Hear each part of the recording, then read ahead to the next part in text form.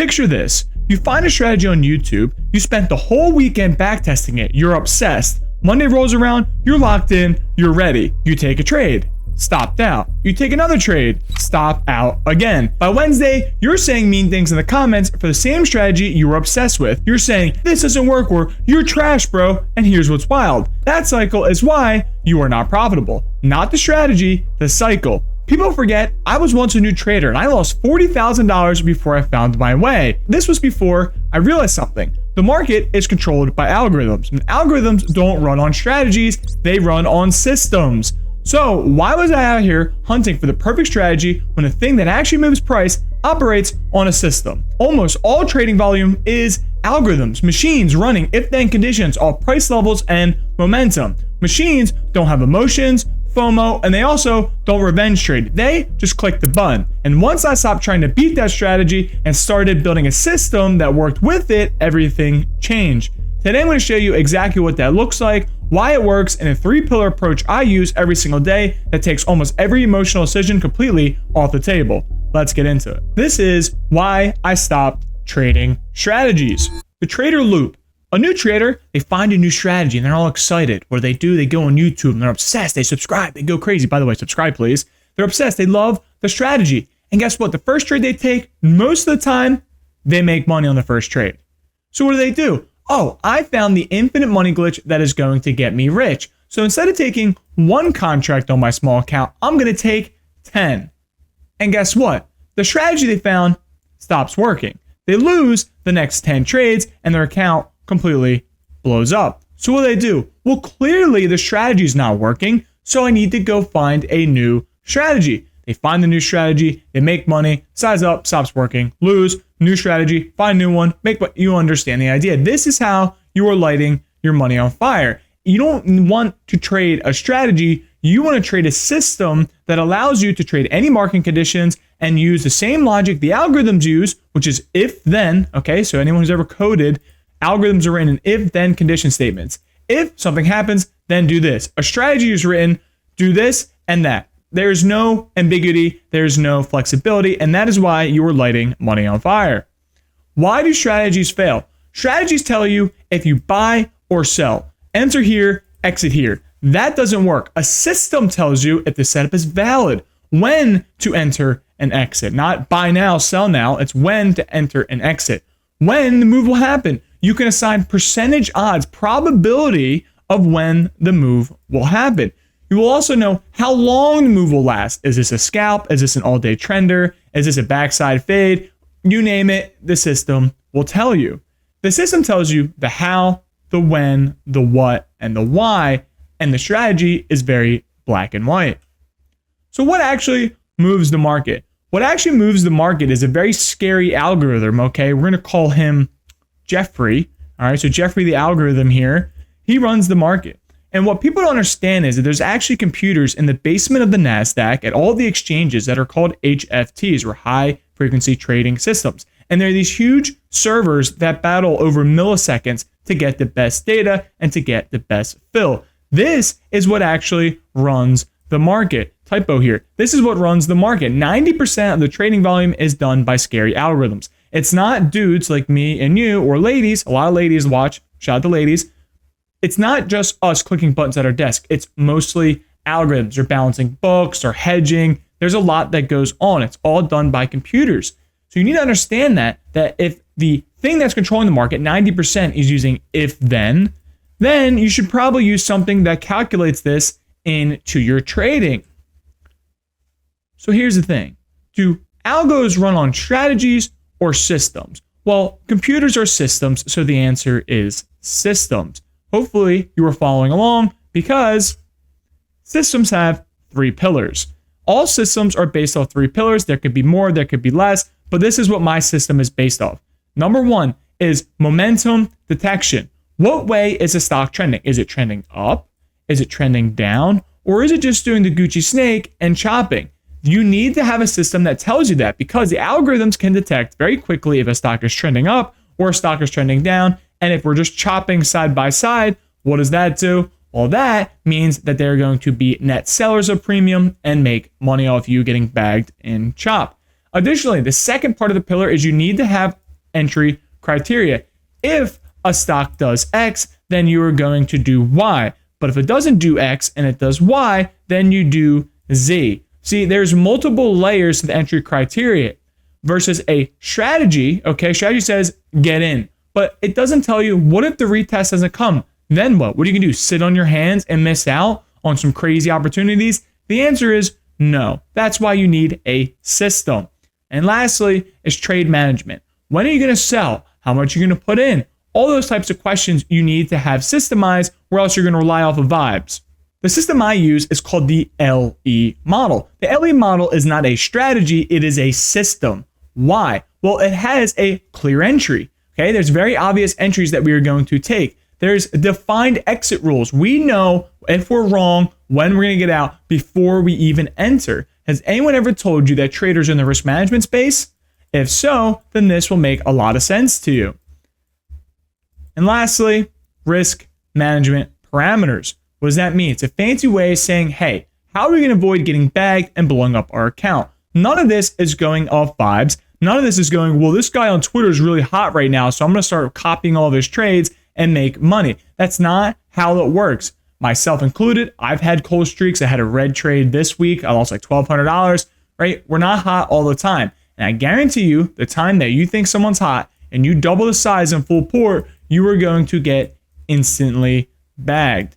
Do not do that. You need to have risk parameters. Your goal is to always keep a seat at the table. Once you lose that seat, aka your portfolio is $0, you will never trade again until you refund your account, which sucks. I've done it. So the first part of the pillar is a clear entry. We're going to look for the level retest first, okay? Key, level retest first, then the EMA retest. So let's look at some examples. We can see here that we are testing the pre-market low. You see how it's testing the pre-market low right here? That is a level retest. We wait for it to pop up. Notice the EMA is far away, okay? It's not super far away, but it's far away that likely the level is going to come first, okay? The pre-market low is going to come first before the EMA. Now, on this trade over here, we can see we did not come up and tap the previous day low. Instead, the 8 EMA came under it, and we tapped the E, okay, E for EMA retest, which is the 8 EMA, and then we faded to the lows, and we even got a secondary entry. The problem is traders will see this flag down here, and they will wait for this thing to backtrace all the way to the previous day low just to take an entry. Well, you're going to keep on waiting because this thing went down to the lows. Now, let's talk about some defined exit rules before we enter a trade. Well, before we enter a trade, we need to know how much are we going to lose if we're wrong, and how much are we going to make if we are right. If we're entering on the pre-market low retest, we are just going to risk the high of the retest candle. Okay, this is not a candle close type situation. It is the high of the candle, because the high of the candle will then turn this in from a retest to a reclaim, and you don't want to get stuck in reversal. Very simple. You can see the stop loss line comes down and tells us where our stop loss is going to be. If you enter off an E, already, think about it this way. If you're entering off a level, you're going to risk the level. If you enter off an E, you're going to risk the what? The E, the EMA retest. And that's exactly what happened. You would enter on the 8 EMA tap, and you would ride it down, and you could see we would have our stop loss here, and there you go. That is it. You're just going to risk the EMA. You're not going to hold for a full reversal as it goes up. You want to be a little bit below, slow and controlled, because you don't want to get stuck in reversal. So you enter off a level, you're going to risk the level. If you enter off an EMA, you're going to risk the EMA. Very simple. Don't overcomplicate it. Don't risk the level if you enter off an EMA. That's what we call ass backwards. Okay, don't do that. And number 3 is trade management. So when do I actually sell? Well, when you sell is you want to sell the first low a day or sell the first high a day and just ride the rest. So a lot of traders, what I tell them is you're going to sell half of it at the low a day, lock in your profit, move your stops to break even, and then ride it using the trailing stop loss feature. This way you get into the habit of taking profits quicker, but you still leave half for upside. Because if this really trends all day, you're going to wish you held the full thing, right? Of course, but if this thing reverses on you, you're going to be super happy you took those profits. It's always a double-edged sword. So before we go on, I want to show the 3 pillars in real time, and we're going to go over 2 trades. First trade is Amazon. They went 160%. And the second trade was 50% on Meta 600 puts. I do not have a pretty blue Webull screenshot, but you can see here's the exact time I entered, and here's my P&L about 20 minutes later, almost exactly. So let's hop over to the charts, and I will see you there. So the first trade we're going to look at is Amazon. This is a bullish outside day. It is above the pre-market high. It is above the previous day high, meaning it wants to go higher. And this is on the 3-minute chart. You can see the 3 is right here. So this is on the 3-minute chart. Why is it on the 3-minute chart? Because it's the first 30 minutes of the day. And we can see that since this is such a strong momentum move, we want to capitalize on this. So we are not going to come in here and hammer the highs out of FOMO. No, we enter off either a level or an EMA. So if we zoom in here, let me zoom in real quick, we can see that the EMA is down here. Okay, so that means that the level would be first until, if we do a couple more candles, you can see the EMA actually surpasses the level. You see how it surpasses the level right there? See how it surpasses the level? That means that it's likely, we can zoom in even more, so the EMA is past the level.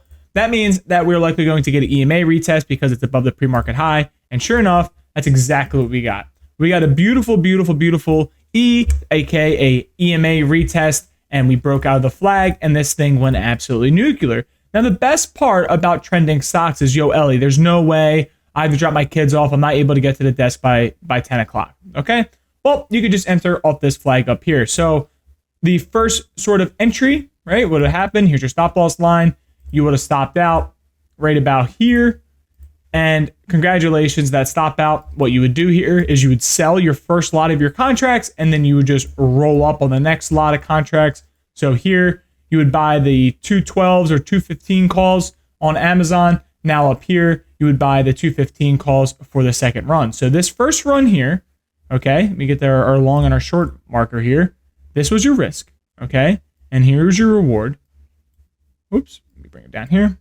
Here's your risk. You're going to risk the low of that candle, okay, or the EMA, and you're going to sell half at the highs, okay? But now, look at your trade just became, look at that. It's a massive win. Now, the best part is okay, say you made, I don't know, $1,000 on this trade. Well, now you're going to take $1,000 and you're going to chuck it into this trade, and you're going to do the same thing again. You're going to extract every single dollar you can possibly get out of this trade. And congratulations, you hit this thing twice, and you just got paid, and you would stop out in your runners once we got over under the 8 EMA. That's how simple the system is. Notice, it's a lot of if then. Okay, if we come down and tap the 8 EMA, then I'm going to take it. If the 8 EMA is above the pre-market high, then it's going to be an E retest or an EMA retest. I'm going to sell half my contracts at the highs and then leave a runner until I get stopped out. Once the next flag forms, I'm going to then take my profits and roll it to the highs. Versus strategy would say, buy here and hold and hope. This is the power of a system, and this trade went 150 some percent. Also was traded live, by the way. The next trade we're going to get into is Meta. And the best part about Meta is if you truly had a system, you would have made money here. But a lot of traders got really antsy and, they didn't follow the system. So here we go. We're going to break down this trade. Meta off the open did not break any key levels. Remember, you have to break a level in order to get a level retest. So we're not going to hit an EMA because, remember, level has to break first, then it's a retest of the level or the 8 EMA. And we can see that Meta finally breaks the level here. Okay, it finally breaks the level here. Let's go back a candle. But I'm not going to buy puts at the low of the day. The low of the day is not a what? A level, because here's what your short position would look like. You would have entered somewhere here, you would have to risk the level, and your reward would have been here. So visually, we can see that your risk is greater than your reward. That is why you don't buy at what? The low of the day. What you want to wait for is either a retest of the level or the EMA. So we're either going to do the level or the EMA, but the EMA is dynamic and it will keep moving. So let's see how this plays out. And you can see that's exactly what happened. It comes up, it perfectly rejects the pre-market lows, and it rejects the EMA, and the wick comes all the way down, and the body of the candle is now underneath the EMA. And the next candle also rejects and comes lower. This is a perfect EMA retest. And what do? You sell half at the low of the day. So let's say you got a later entry, because I entered this trade at about 11:18. You can go check my screenshot I posted in the slide deck and look. Okay, is this a positive risk reward trade. Yes, I am making more than I risk on the trade. That is the key. Okay, so you sell half at the low of day, and once it starts to curl over, you kind of know it's going to be done for the day, and that's exactly what happened. It started to chop and got kind of crazy, and I called it a day. This trade went about 40%. That is how you trade. You exercise a little patience. You wait for those big wicks to come in, those big sellers. Then we get the rejection, starts to break the previous candle lows, and you ride it to the lows. That is how you trade. That is a system. A strategy would say, enter here and hold. It doesn't provide all the other variables that we just discussed. That is why you need to trade a system, not a strategy.